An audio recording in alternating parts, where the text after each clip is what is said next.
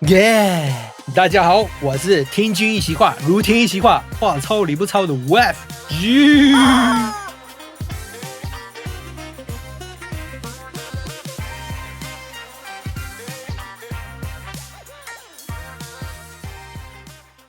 很多人应该有以下的经验：当你想听歌的时候，除了刻意要找自己想听的歌曲之外呢，很大的几率是平时仰赖自己的习惯，找寻自己熟悉的音乐。当然啦，音乐就是要找自己想听的啊。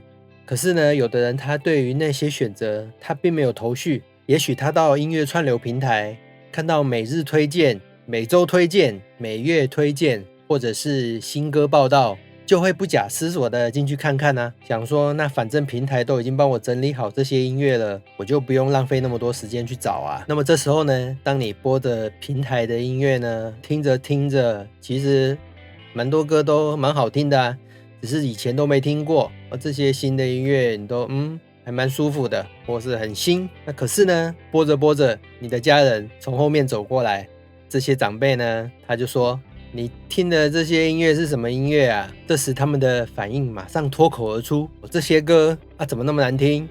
现在年轻人在听什么？我们都老会啊，都听不懂啦。你马上帮我换别条歌啦！我跟你说，你帮我找那个谁谁谁的歌啊，那歌很好听哦，我唱给你听。”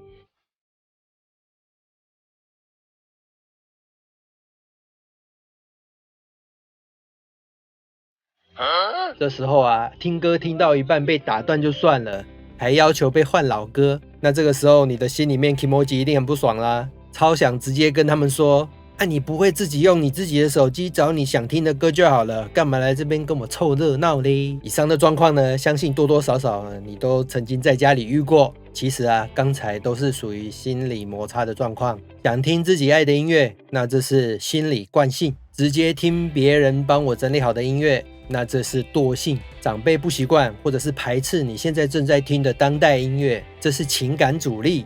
你的内心出现不想被换歌的强烈抗拒，这是心理反弹。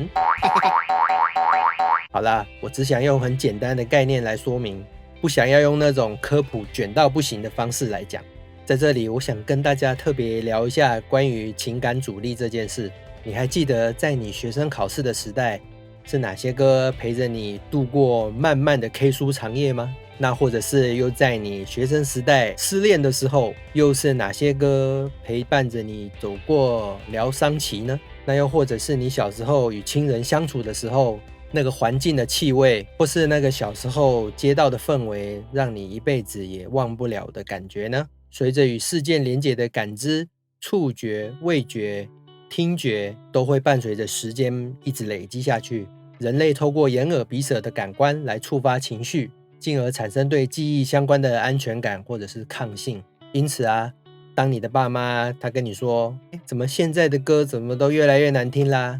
那你这时候可以试着感受一下，如果你是你的爸妈，在他们年轻的那个时代，他们也跟现今的大家一样感受当代的歌曲，这些场景就在他们努力求学或者是出社会工作的时刻。只是当下他们没有那么多音乐串流平台可以选择，他们可能只有黑胶、收音机或者是卡带，能够接受到他们当时时下的流行歌曲。所以你们也可以想象，当20-30年后，你可能也会听到让你无法理解或者是没有共感的音乐。当然啦，很多人会说：“哦，不，我对任何音乐的包容性可是很强的哦。”但是事实并非如此，其实每个人有他自己适合听的音乐、调性或者是乐器等等，只是他不晓得，他就只知道自己习惯听某些乐器或者是曲调，或者是呢特别习惯看到某些颜色呢特别喜欢，就是会有一种安全感、舒服。那这个呢又是跟记忆连结稍微不太相同，因为它可能关系到每个生命个体与它有关的音乐或者是色彩的疗愈话题。之后如果有机会呢，我们可以再多聊聊。因此啊，重点是听音乐虽然是个人主观喜好问题啊，但是呢，在面对一些心理冲突的时候呢，可以试着理解自己或者是对方，那或者是一般大众。那么以上呢，都是从一般大众听音乐的习惯来去理解的心理摩擦。那如果假设换成你是做音乐的人，不管是制作人、词曲创作人、编曲人、混音师，或者是母带工程师，那这些呢，我们都统称为音乐创作人族群。那这样子的音乐创作族群呢，透过创造音乐也让大众知道，除了音乐对世界的影响之外呢，这些艺术创作者也将他的世界观、内心情感以及公益价值展现出来。因此呢，如果你是一位创作人，你该如何介绍你的音乐呢？你是跟他们说很好听吗？不听会后悔吗？还是用了一堆和弦，或者是华丽的音色，或者是 solo 3000音，还是贵到爆炸的器材，还是就干脆硬塞给亲朋好友他们听呢？这些都是，但好像也都不是。你应该试着降低你的触及成本，将不太想听你歌的人他们的心理阻力呢降到最低。第一个，经营社群。在那么多的社群平台，你是否用你自己音乐的故事来跟大众做沟通？那你的音乐之旅是什么？从你音乐之旅的开始到现在，让你学到了什么？感受到了什么？是不是有其他启发？这个世界与你的连结是什么？与你的音乐或者是生活又有什么连结？还是你的音乐就是38到底，或是就干脆超难听到底？第二个，经营自媒体。常常在听人家说经营自媒体什么的，有的没的一堆。在现今3202年，你是否掌握了为自己说音乐故事的能力？音乐对你的价值是什么？你觉得你没有做音乐会死吗？你是不是吃土都要做音乐？在小小的花园里面玩。它是否带给你使命？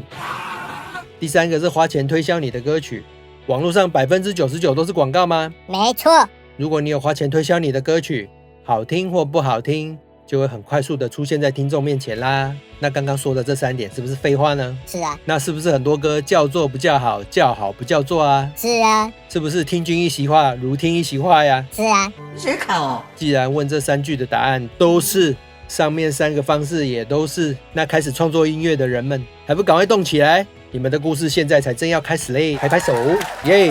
以上是这一集的内容啦。如果喜欢这一集内容的朋友呢，麻烦你们在下面留言、按赞、分享、开启小铃铛。更棒的是订阅我的频道。如果你有什么问题，或者是你有什么看法，可以在下面留言哦。我刚刚是不是讲过了呢？没错，我讲过了。哈哈，那就这样了，我们下次见。